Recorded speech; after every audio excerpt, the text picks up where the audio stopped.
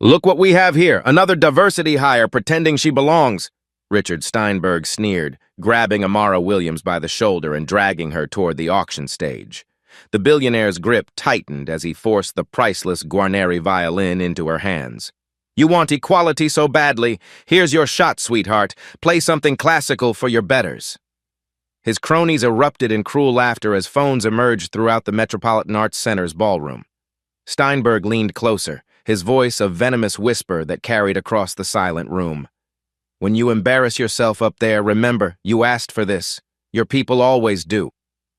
Amara stood trapped in the spotlight, her catering uniform wrinkled where his fingers had grabbed her. The $3 million instrument felt impossibly heavy in her shaking hands. "Tick-tock!" Steinberg called out, stepping back with theatrical flourish. "We don't have all night for your little minstrel show." The first note that escaped her violin silenced every cruel laugh in the room. Have you ever witnessed humiliation transform into the most powerful form of justice? 3 hours earlier, Amara Williams had tied her hair back in the cramped employee break room of Manhattan's most exclusive catering company, her reflection staring back from a cracked mirror that had seen better days. At 28, she moved with the practiced efficiency of someone who'd learned to navigate spaces where she wasn't welcome. Her grandmother's medication bottles rattled in her purse, a daily reminder of why she endured the subtle slights and barely concealed contempt that came with serving New York's elite. The Arts for All charity gala represented everything Amara had once dreamed of joining, not serving. The irony wasn't lost on her that tonight's event raised money for inner-city music programs, while the very people who needed those programs remained invisible, relegated to carrying trays and clearing plates. She'd watched these same socialites write checks for causes they'd never personally encountered, their generosity stopping at the service entrance. Richard Steinberg's reputation preceded him into every room he entered. The 52-year-old tech mogul had built his empire on the backs of brilliant minds he systematically underpaid, particularly those who didn't look like him. His public persona championed meritocracy and colorblind hiring. But the diversity lawsuit his company had quietly settled 6 months ago told a different story. The settlement papers, leaked to industry blogs, revealed a pattern of humiliating talented employees of color until they quit, rather than face prolonged legal battles they couldn't afford. Tonight, Steinberg sat at table 1, a position he'd purchased with his $5 million donation. The amount guaranteed him influence over which programs received funding, and his track record suggested the money would flow toward institutions that already served privileged communities. He'd arrived 40 minutes late, keeping the entire ballroom waiting because punctuality was for people who needed to impress others. The evening's centerpiece sat on the auction stage like a sleeping beauty. A 1947 Guarneri del Gesù violin worth $3.2 million. The instrument had been donated by an anonymous collector specifically to raise funds for the Metropolitan Youth Orchestra, a program that provided free instruments and lessons to children in underserved communities. The violin represented hope, a chance for talented young musicians to touch greatness, even if they could never own it. Amara had circled that stage 3 times during setup, her fingers unconsciously moving through scales she hadn't played in 2 years. The muscle memory remained strong, hidden beneath the calluses from her 3 jobs. She'd trained at Juilliard on a full scholarship, her talent so undeniable that even the most traditional professors couldn't ignore it. But talent didn't pay for emergency surgery, and dreams didn't keep the lights on when medical bills mounted beyond imagination. The night her grandmother collapsed, Amara had been preparing for her senior recital. The piece was Mendelssohn's Violin Concerto in E minor, the same concerto that had earned her the scholarship, the same music that had once made her believe she could transcend the limitations others placed on her future. Instead, she'd withdrawn from school, sold her violin, and learned that survival sometimes meant sacrificing the very thing that made life worth living. Steinberg's table had been demanding all evening. Extra champagne, special dietary requests that weren't actually special, and the kind of casual rudeness that wealthy people inflicted on service staff because they could. He'd already sent back his appetizer twice, not because anything was wrong with it, but because making the black waitress return to the kitchen repeatedly seemed to amuse his companions. "These people have no work ethic," he'd announced loudly enough for Amara to hear as she approached with his third replacement dish. Always looking for handouts instead of earning their place. The comment hit its target. Amara's grandmother had worked 2 jobs her entire life, cleaning office buildings at night and watching neighbors' children during the day. Amara herself worked catering on weekends, taught private music lessons on weekdays, and picked up overnight shifts at a 24-hour diner when medical bills demanded it. But to Steinberg and his circle, her existence boiled down to a stereotype they could dismiss without thought. As the evening's auction began, the violin's case was opened with ceremonial reverence. The instrument's varnish caught the chandelier light, and its curves seemed to promise music that could move souls. The auctioneer's voice carried across the ballroom as he described the violin's provenance, its perfect condition, and its potential to transform young lives through the programs it would fund. Amara watched from the service station, her heart recognizing something her rational mind tried to suppress. The violin called to her across the room, a siren song of possibility she couldn't afford to hear. The moment arrived with the casual cruelty that only absolute privilege could produce. Steinberg had been watching Amara throughout the auction, his eyes tracking her movements like a predator studying prey. When she approached his table to refill water glasses, he struck. "Wait right there, honey," he commanded, his voice cutting through the auctioneer's presentation. The entire ballroom's attention shifted as he stood, his imposing frame towering over her. "I have an idea that'll really test this whole diversity in the arts nonsense." Amara froze, the water pitcher heavy in her hands. She'd served enough of these events to recognize the warning signs, but escape was impossible with 300 pairs of eyes suddenly focused on her. "Ladies and gentlemen," Steinberg announced, gesturing toward the violin on stage, "we keep throwing money at programs for underserved communities, but do we actually know if these people have any real talent?"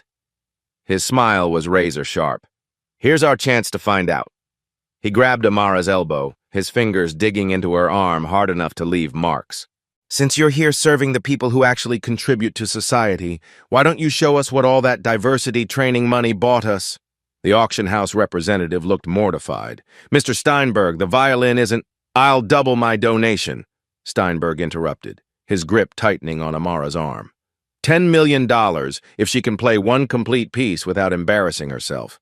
But when she fails, and we all know she will, I want everyone here to remember that merit matters more than melanin. Cruel laughter rippled through his table as phones emerged from evening bags. This was entertainment now, a spectacle for social media.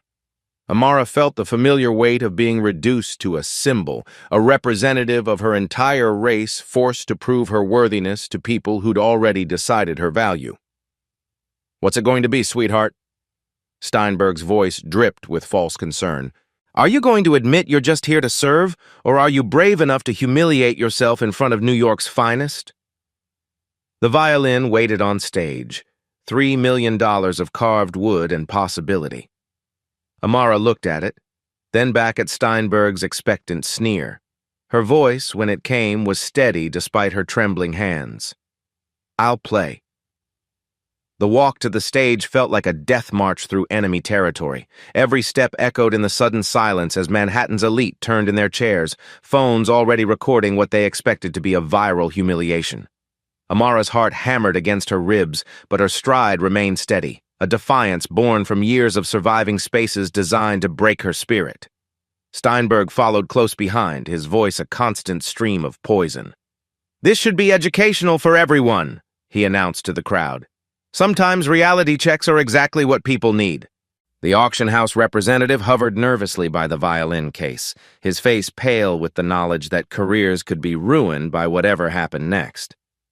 "Miss, perhaps we should—" "Let her touch it," Steinberg interrupted with theatrical magnanimity. "I want no excuses when this goes exactly as we all expect." Amara reached the stage and paused before the open case. The Guarneri del Gesù lay there like a sleeping legend, its amber varnish glowing under the spotlights. Her hands, steadier now, lifted the instrument with the reverence it deserved. The weight was perfect, the balance exactly what her muscle memory craved. "Careful with that," Steinberg called out, his voice carrying clearly through the sound system. It's worth more than you'll earn in your lifetime. Actually, it's probably worth more than your entire bloodline will ever contribute to society." The crowd shifted uncomfortably, but no one spoke up. This was their world, their rules, their entertainment. Amara tested the violin's tuning with gentle precision, each adjustment revealing the depth of her knowledge. Her posture transformed as she positioned the instrument. Back straight, chin rest settled perfectly, bow held with professional grace. The change was so complete that several musicians in the audience leaned forward, recognizing something they hadn't expected to see. "Choose something simple," Steinberg taunted, settling into a front-row seat like a Roman emperor awaiting gladiatorial combat. "We wouldn't want you to attempt something beyond your capabilities." But Amara had already made her choice. Not just the piece she would play, but the battle she would fight. This wasn't about Steinberg anymore. This was for every talented person who'd been told they didn't belong, every dreamer forced to serve those who'd inherited their opportunities. She raised the bow to the strings, closed her eyes, and found her center in the silence before the storm. The first note emerged like a prayer answered by angels. Bach's Air on the G string floated across the Metropolitan Arts Center with such crystalline purity that conversations died mid-sentence. The melody, deceptively simple yet impossibly demanding, filled every corner of the ballroom with the kind of beauty that made hearts forget to beat. Amara's bow moved across the strings with surgical precision, each phrase unfolding like petals of sound that had never known imperfection. Steinberg's smug expression faltered within the first 5 seconds. The transformation was complete and undeniable. The nervous waitress had vanished, replaced by a virtuoso whose every movement spoke of years spent in pursuit of musical perfection. Her vibrato was silk and steel, her intonation so pure it seemed to bend the very air around her. This wasn't talent. This was artistry of the highest order, the kind that emerged perhaps once in a generation. Phone screens throughout the ballroom captured every note as the audience sat transfixed. At table 7, renowned violinist Elena Vasquez slowly lowered her champagne glass, her trained ear recognizing technique that belonged on the world's greatest stages. At table 12, the New York Philharmonic's concertmaster leaned forward, his professional skepticism crumbling with each perfectly executed phrase. But Amara wasn't finished revealing her secrets. As Bach's original melody reached its emotional peak, she began to weave in variations that shouldn't have been possible. Jazz harmonies emerged from classical foundations, creating a conversation between centuries of musical tradition. Her improvisation was fearless yet respectful, showing not just technical mastery but creative genius that transcended formal education. She was speaking multiple musical languages simultaneously, proving that talent didn't recognize the boundaries others tried to impose. The violin itself seemed to come alive in her hands, the Guarneri's legendary voice, which had remained silent for months in its display case, sang with renewed purpose. Every note carried the weight of 3 centuries of musical history, channeled through an artist who understood that great instruments demanded great souls to unlock their secrets. Steinberg shifted uncomfortably in his front-row seat, his companions exchanging glances that spoke volumes. This wasn't going according to plan. The humiliation they'd anticipated was transforming into something else entirely, a revelation that threatened everything they believed about who deserved to touch greatness. "Impossible," one of his table mates whispered, loud enough to be caught by nearby phones. Where did she learn to play like that? The answer was written in every movement of Amara's body. This was Juilliard training, conservatory discipline, and natural gifts, honed through years of dedication. But more than that, this was the voice of someone who'd been silenced, finding her power again. Each note carried the weight of dreams deferred but never destroyed. As the piece moved toward its conclusion, Amara opened her eyes for the first time since beginning. Her gaze found Steinberg's face and held it, her expression serene yet unmistakably defiant. She wasn't playing for his approval or anyone else's. She was playing because the music demanded to be heard, because talent refused to be buried beneath the weight of others' limitations. The final phrase emerged like a blessing. Bach's genius filtered through a soul that understood both suffering and transcendence. The last note hung in the air for what felt like eternity, a perfect sphere of sound that seemed reluctant to fade. When silence finally returned to the ballroom, it carried a weight that hadn't been there before. 8 seconds passed before the first person began to clap. Then the Metropolitan Arts Center erupted. The applause wasn't polite charity gala acknowledgement. It was the thunderous recognition reserved for moments that changed everything. People leaped to their feet, their phones forgotten as they surrendered to the raw emotion of witnessing something extraordinary. Shouts of "Brava!" echoed from the musicians' tables, while tears streamed down faces that had seen everything but had never seen this. Steinberg remained seated, his face a mask of confusion and something approaching fear. The narrative he'd constructed, the comfortable story that allowed him to dismiss entire populations, lay in ruins at his feet. The applause continued, wave after wave of recognition that threatened to drown his worldview entirely. But the most telling moment came from an unexpected source. Steinberg's own wife, Patricia, stood slowly at their table, her hands coming together in applause that grew stronger with each beat. Her eyes, when they met her husband's, carried a message he'd never seen there before: shame.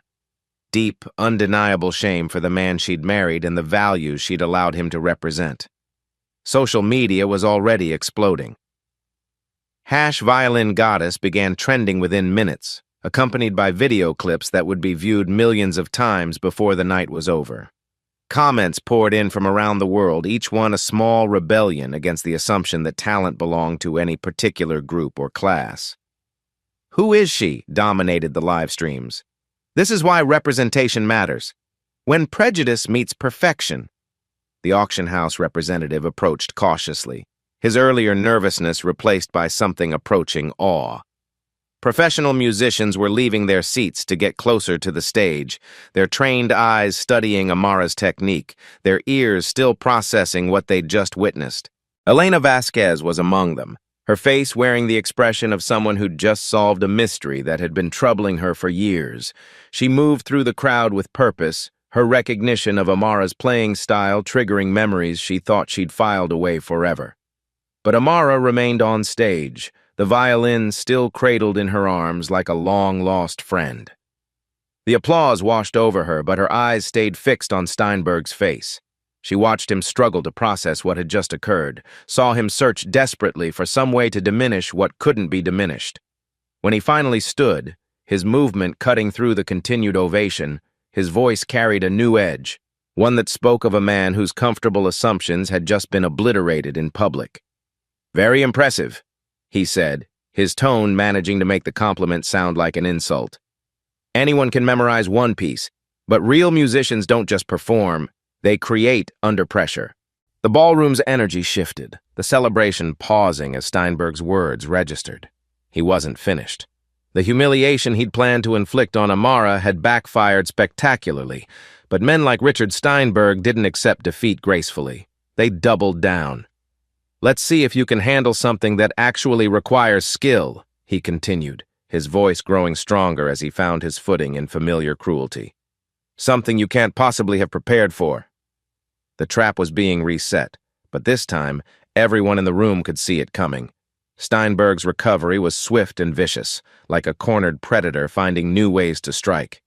The applause had barely faded when he strode toward the stage with renewed purpose, his earlier shock transformed into something far more dangerous: calculated malice. "That was a lovely dinner theater," he announced, his voice cutting through the lingering appreciation. "But anyone with YouTube and enough practice time can memorize a pretty song." He gestured dismissively toward Amara, who still stood on stage with the violin. "Real musicians prove themselves under real pressure." From his jacket, he produced a folded sheet of music with the theatrical flourish of a magician revealing his trick. "Mozart's Violin Concerto No. 3 in G major. First movement, sight reading only." His smile was razor-sharp as he held up the pages. "Let's separate the performers from the pretenders." The ballroom's energy shifted instantly. Musicians in the audience exchanged worried glances. They recognized what Steinberg was demanding. Mozart's Third was a notorious test piece, filled with technical landmines that could destroy even seasoned professionals. Sight reading it was something typically reserved for conservatory final exams, not public humiliation attempts. But as Steinberg climbed the stage steps, his true cruelty revealed itself. Under the bright spotlights, the sheet music in his hands was clearly damaged. Coffee stains obscured entire measures. Tears had removed crucial passages, and water damage had made key sections completely illegible. This wasn't an accident. It was sabotage disguised as a challenge. "Oops," he said with mock concern, holding up the ruined pages for the audience to see. "Looks like someone was careless with the only copy, but I'm sure that won't be a problem for someone with your extensive training." The cruelty was breathtaking in its calculation.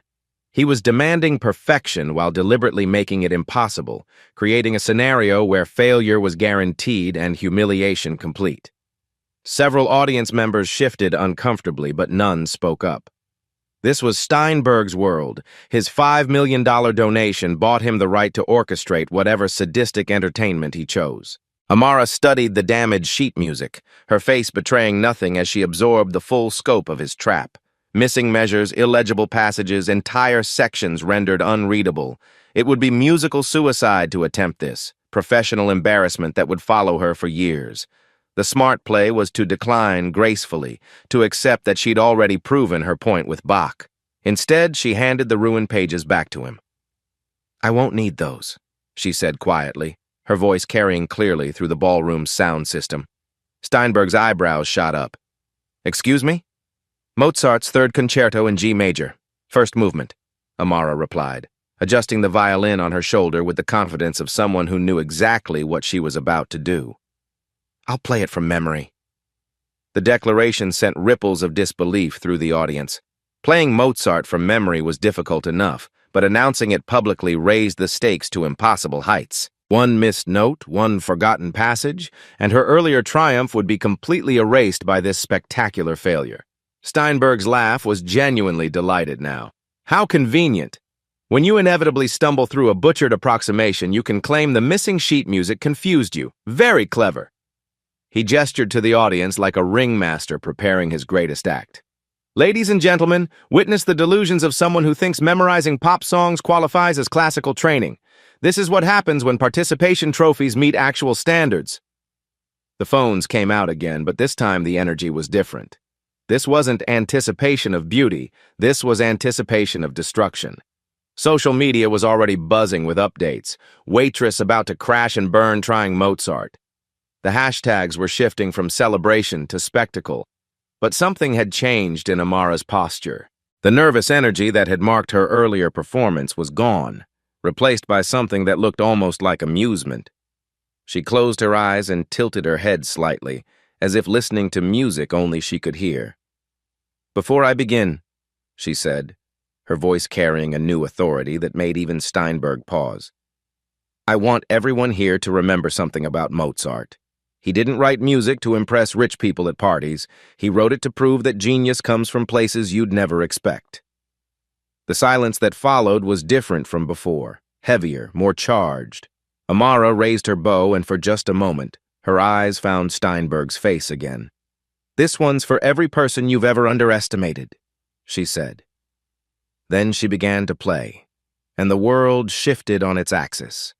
What emerged from the violin defied every law of musical possibility. Mozart's Concerto No. 3 poured forth in waves of technical perfection that left even the most seasoned musicians speechless. Amara's fingers danced across the fingerboard with supernatural precision, executing runs that typically took years to master while maintaining the lyrical beauty that made Mozart immortal. Every note was exactly where it belonged. Every phrase shaped with the kind of musical intelligence that couldn't be faked or approximated. But this wasn't mere technical display. This was Mozart as he was meant to be heard. Amara found the playful wit hidden in the composer's melodies, the mathematical perfection disguised as effortless charm. Her interpretation revealed layers of meaning that even professional recordings rarely captured, proving that she didn't just know the notes, she understood the soul behind them. Steinberg's face drained of color as the impossible continued to unfold before him. This wasn't someone who'd memorized a piece. This was someone who lived and breathed classical music at the highest level. The damaged sheet music forgotten in his hands told the story of his miscalculation. He'd assumed incompetence where genius stood waiting. At table 7, Elena Vasquez was no longer just watching. She was studying.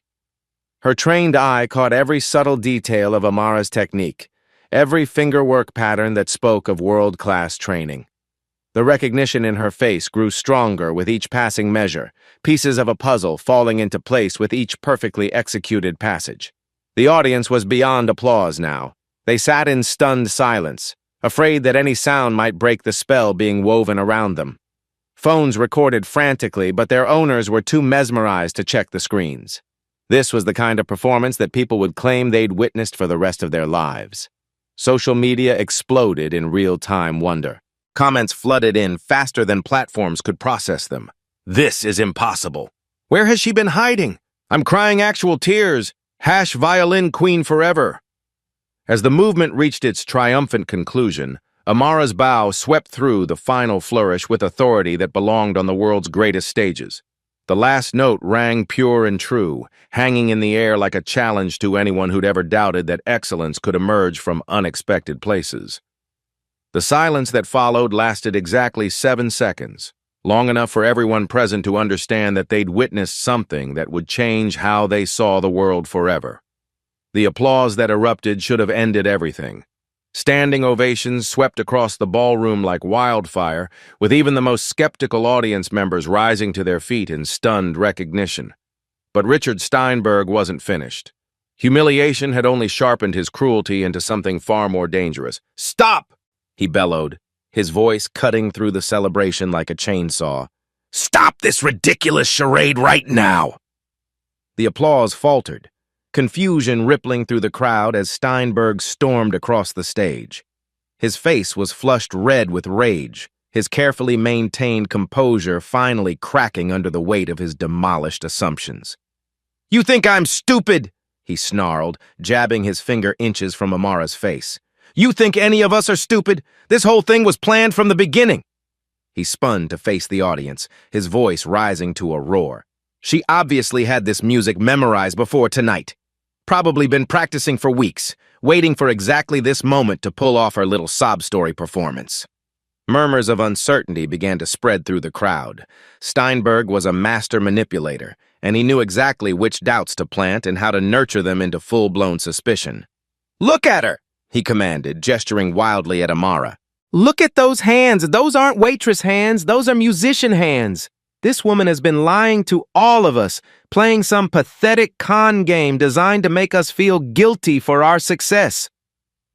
The phones that had been recording in wonder now captured something uglier. The systematic destruction of a miraculous moment by a man who couldn't accept that his worldview was wrong. "And another thing," Steinberg continued, his voice dropping to a venomous whisper that the microphone picked up perfectly. "I know exactly what this is about. This is the same shakedown we see everywhere now. Minorities showing up at our events, our spaces, demanding special treatment and playing the victim when they don't get handed everything on a silver platter." The words hit their target with surgical precision. Several audience members shifted uncomfortably, their earlier wonder now tainted by calculated doubt.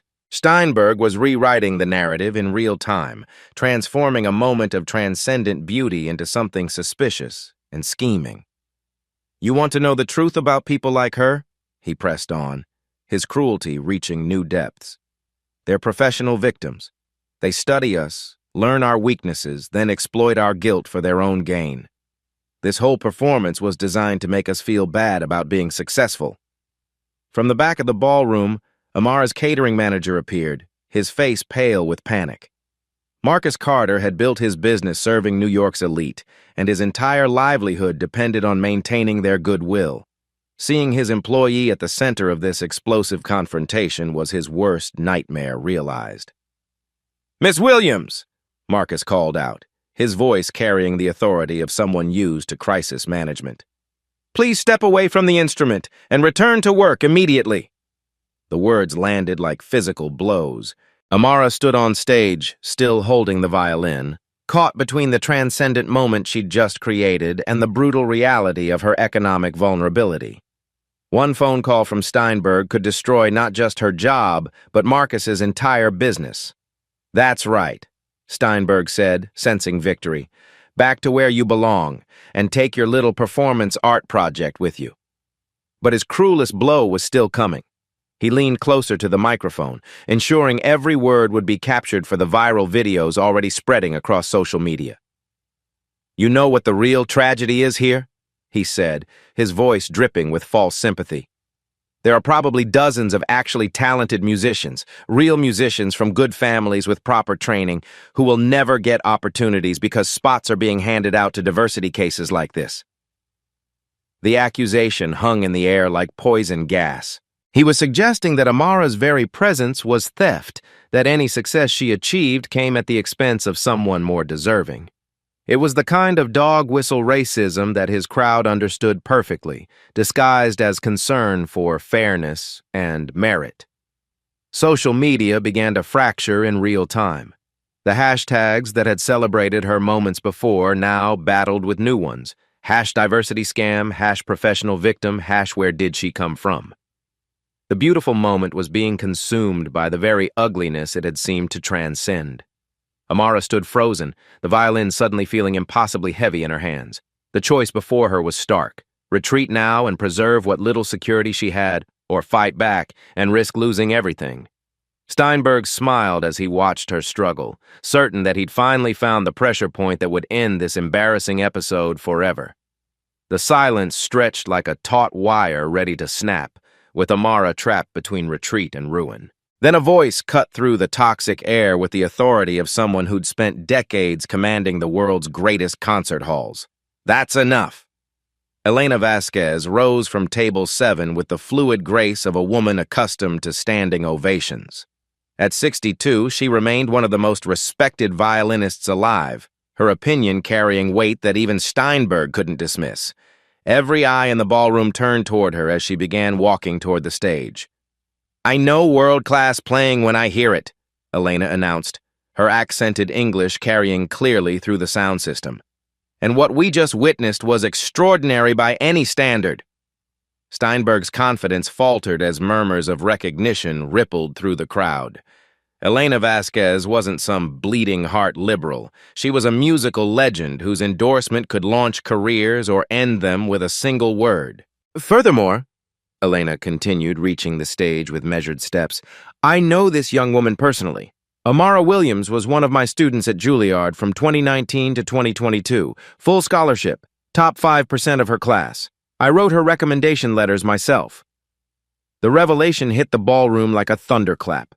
Steinberg's face went ashen as his carefully constructed narrative crumbled in real time. This wasn't some diversity hire or professional victim. This was a Juilliard-trained virtuoso whose credentials were now being verified by one of classical music's most respected figures. Elena reached into her evening bag and produced her phone, swiping through photos with the practiced ease of a grandmother showing off family pictures. Here she is at her sophomore recital. Here's her junior-year masterclass with Itzhak Perlman. And here, she held up the phone for the cameras to see, is her acceptance letter to the Vienna Philharmonic's Young Artist Program dated March 2022. The photo showed a beaming Amara holding an official letter bearing the Vienna Philharmonic's seal. The program Elena referenced was legendary. Only 6 violinists worldwide were selected each year, and graduates typically went on to join the world's most prestigious orchestras. She declined the position, Elena continued, her voice carrying both pride and sadness, because her grandmother needed emergency surgery, and the family couldn't afford both the medical bills and her living expenses in Vienna. The human story behind Amara's absence from the classical music world began to crystallize for the audience. This wasn't failure or lack of talent. This was sacrifice of the highest order, choosing family over personal glory in a way that made her musical gifts even more profound. Dr. Jonathan Mitchell, principal violinist for the New York Philharmonic, stood at table 12. I remember her audition tape, he called out, his voice carrying the weight of professional validation. We discussed bringing her in for our fellowship program. Elena's right. She's conservatory level, possibly beyond. More voices joined the chorus of recognition. Sarah Kim, a music critic for the New York Times who'd been live tweeting the evening, held up her phone. My followers are sending me performance videos of Amara from her Juilliard days. She was already being compared to the greats before she was 25. The social media tide was turning rapidly. #Amara Williams began trending alongside #Juilliard Prodigy and #Classical Genius. Comments flooded in from musicians around the world who remembered her performances, her competition victories, her promise that had seemed to vanish into thin air. But the most devastating blow to Steinberg's credibility came from an unexpected source: his own table. Patricia Steinberg stood slowly, her face pale but determined. In her hands, she held her own phone, displaying a charity organization's website. "Richard," she said, her voice carrying across the silent ballroom, "the Harmony Foundation, the charity I've been running for the past 5 years, the one that provides instruments to underprivileged children. Amara has been volunteering with us for 2 years, teaching violin to kids in Harlem and the Bronx, for free." The final piece of Steinberg's narrative collapsed. Not only was Amara legitimately trained and extraordinarily talented, but she'd been giving back to her community even while struggling to survive economically herself. Elena stepped closer to Amara, placing a protective hand on her former student's shoulder.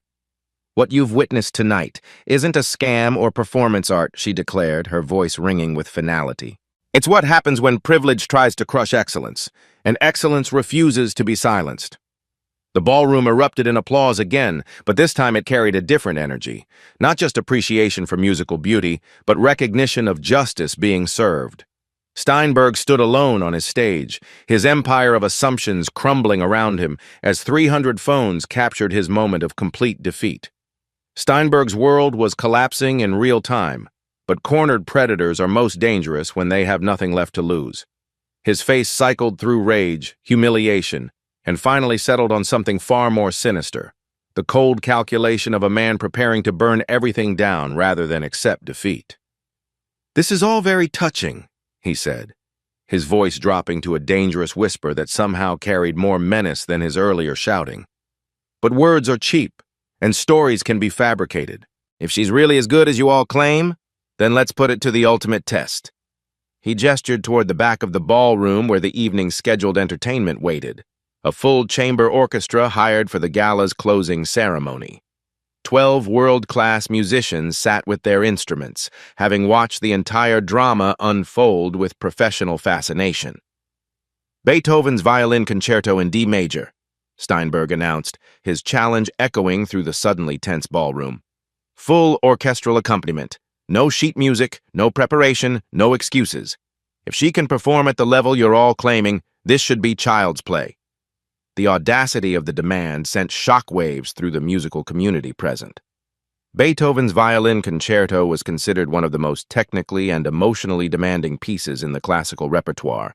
Performing it with a full orchestra required not just individual brilliance, but the ability to lead and collaborate with other musicians in real time. It was a test typically reserved for the most elite concert soloists in the world. Elena's face went pale. "Richard, that's completely unreasonable. Even seasoned professionals wouldn't attempt that without rehearsal time." "Then she should decline gracefully," Steinberg interrupted, his smile returning with renewed cruelty. "But let's make this interesting. My entire $10 million donation, the money that funds all these precious diversity programs you care so much about, against a simple public admission."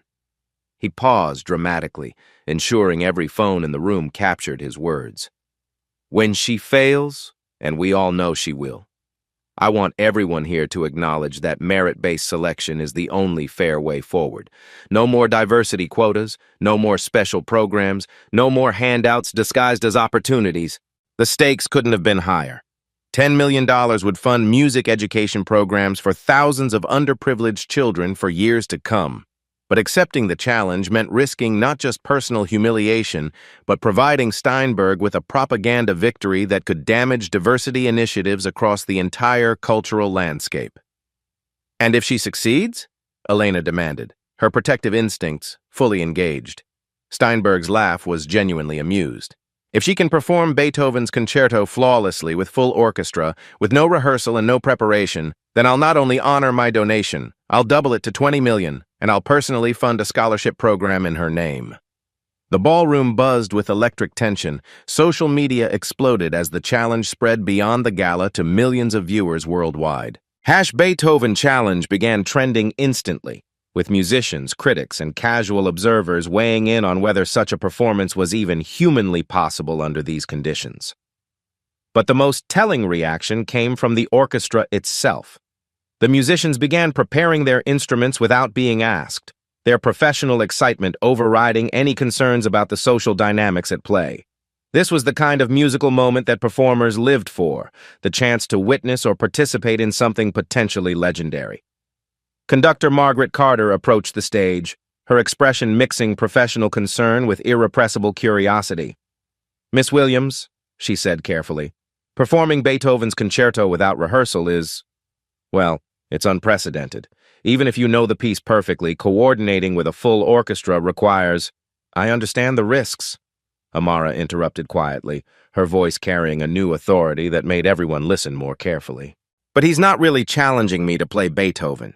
He's challenging everything I represent, everyone who looks like me, everyone who's been told they don't belong in places like this." She turned to face Steinberg directly, the violin still cradled in her arms like a weapon waiting to be wielded. "You want to make this about more than music? Fine. But when I succeed, not if, when, you're going to do more than write a check. You're going to sit in that front row seat and listen while I prove that excellence doesn't have a color, doesn't have a zip code, and sure as hell doesn't need your permission to exist." The ballroom fell into absolute silence as the full weight of the moment settled over everyone present.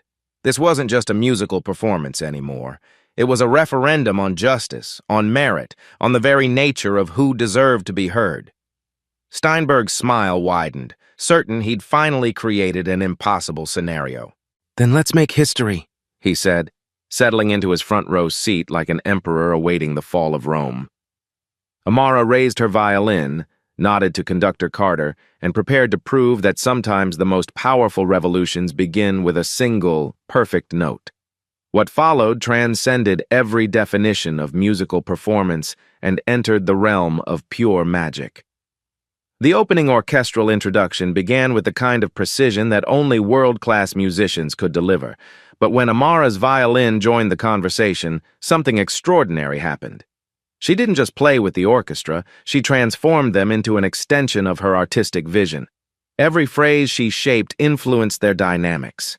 Every breath she took guided their tempo. Every emotional nuance she expressed elevated their collective performance to heights none of them had experienced before. Beethoven's concerto in D major became something more than music. It became a dialogue between centuries of human struggle and triumph. Amara found every hidden voice in the composition, every moment where the composer had embedded his own battles against deafness, poverty, and social rejection. She played not just the notes, but the story behind them, the hope that had sustained Beethoven through his darkest moments. The technical demands that should have been impossible became effortless under her bow. The notorious double stops that challenged even seasoned professionals flowed like natural speech. The cadenzas that typically required months of preparation emerged as spontaneous conversations between her soul and the instrument. She was operating beyond technique now, in that rarefied space where music and spirit merged into something approaching the divine. Steinberg's face told the story of a man watching his entire worldview collapse in real time. The smug certainty had drained away completely, replaced by something approaching terror as he realized the magnitude of his miscalculation. This wasn't just musical excellence. This was the kind of artistry that redefined what human beings were capable of achieving. The orchestra members themselves were transformed by the experience. Musicians who had performed with the world's greatest soloists found themselves pushed to new heights by Amara's leadership. Her musical intelligence was so profound that she anticipated their every need, supported their contributions, and elevated their collective performance beyond anything they'd thought possible. Social media has become a global phenomenon. Amara Williams was trending in 12 languages as musicians around the world shared the live streams. Comments poured in from conservatory professors, symphony conductors, and critics who were witnessing something they'd never expected to see. The Vienna Philharmonic's official account posted, "The invitation remains open, always." But the most profound transformation was happening in the audience itself. This wasn't entertainment anymore. It was revelation. Every person in that ballroom was being forced to confront their own assumptions about talent, about worthiness, about who deserved to be heard. The applause that punctuated each movement wasn't just appreciation, it was confession, a collective acknowledgement of how wrong they'd all been. As the concerto moved toward its triumphant finale, Amara's playing reached heights that seemed to bend the very laws of physics. The orchestra followed her into musical territory that none of them had ever explored, their faces glowing with the joy of musicians experiencing something truly unprecedented. The final chord rang through the Metropolitan Arts Center with the force of a revolution completed. The silence that followed lasted exactly 12 seconds, long enough for everyone present to understand that they'd witnessed something that would define the rest of their lives. Then the explosion came. Not just applause, but a sonic eruption of recognition that shook the building's foundations. People weren't just standing. They were weeping, shouting, grabbing strangers in spontaneous embraces of shared witnessing. The orchestra members themselves stood and applauded, their professional reserve shattered by what they'd just participated in.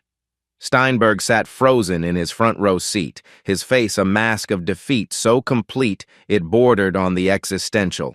The $20 million he'd promised was the least of his concerns now.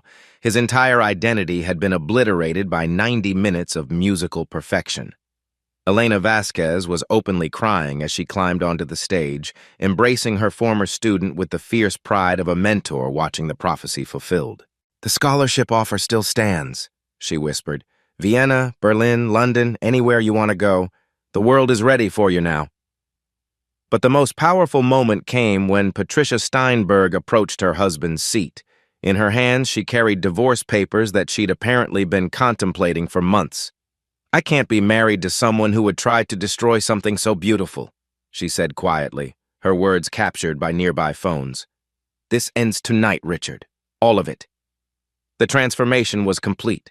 Justice hadn't just been served. It had been delivered with such overwhelming beauty that even its targets couldn't deny its power. As the crowd continued its thunderous appreciation, Amara stood center stage, still holding the violin that had become her instrument of revolution, and smiled with the quiet satisfaction of someone who'd just changed the world. 6 months later, Amara Williams stood in the wings of Carnegie Hall, adjusting the collar of her midnight blue concert gown. The sold-out venue buzzed with anticipation as audience members took their seats for what critics were calling the most anticipated classical debut in a generation. Tonight, she would perform Beethoven's Violin Concerto, the same piece that had changed everything, with the New York Philharmonic. Her grandmother sat in the front row, tears already streaming down her face. The surgery had been successful, funded by a GoFundMe campaign that had raised over $2 million from people around the world who'd been moved by that viral night at the Metropolitan Arts Center. Next to her sat Elena Vasquez, whose mentorship had resumed immediately after the gala, and Marcus Carter, whose catering business now specialized in events celebrating diversity and inclusion. The Guarneri violin, the same instrument that had given voice to her revolution, now belonged to the Amara Williams Foundation, established with Steinberg's $20 million donation. The foundation provided instruments and training to talented young musicians regardless of their economic background, ensuring that no one would have to choose between dreams and survival the way she once had. Richard Steinberg's empire had crumbled within weeks of that night. Corporate sponsors abandoned him, his board of directors forced him out, and his company now operated under new leadership committed to genuine diversity initiatives. He'd become a cautionary tale about the dangers of underestimating people based on prejudice. But perhaps the most profound change was cultural. #Amara Williams had become more than a hashtag. It had become a movement. Music schools reported unprecedented applications from underrepresented communities, while corporations scrambled to examine their own biases in hiring and promotion practices. As the lights dimmed and she walked onto the Carnegie Hall stage, Amara carried with her the dreams of everyone who'd ever been told they didn't belong. The thunderous applause that greeted her entrance wasn't just for her, it was for every person who'd chosen excellence over acceptance, who'd refused to let others define their worth. She raised her violin, found her center in the expectant silence, and prepared to remind the world once again that true talent recognizes no boundaries. Sometimes the most powerful response to prejudice isn't anger, it's excellence. And excellence, once unleashed, can never be silenced again.